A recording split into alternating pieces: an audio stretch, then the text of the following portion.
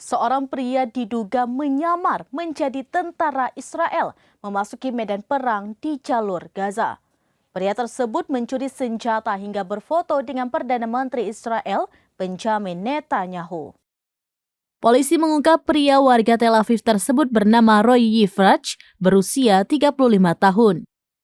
Ia didakwa mencuri senjata militer dan menjualnya di pasar gelap.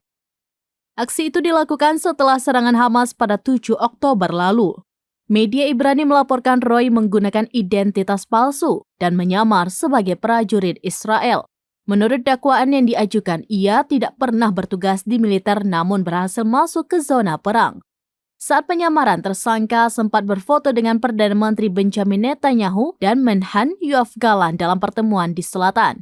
Ia ditangkap pada 17 Desember 2023 setelah penyamarannya terbongkar.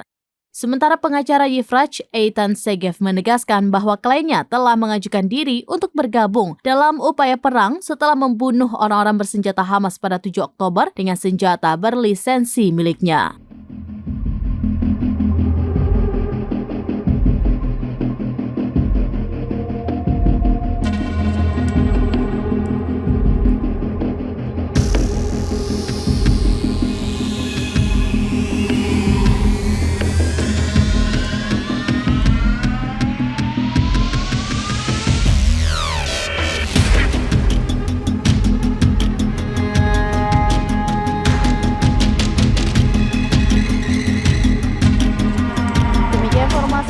Syederalun, saksikan terus beragam informasi lainnya.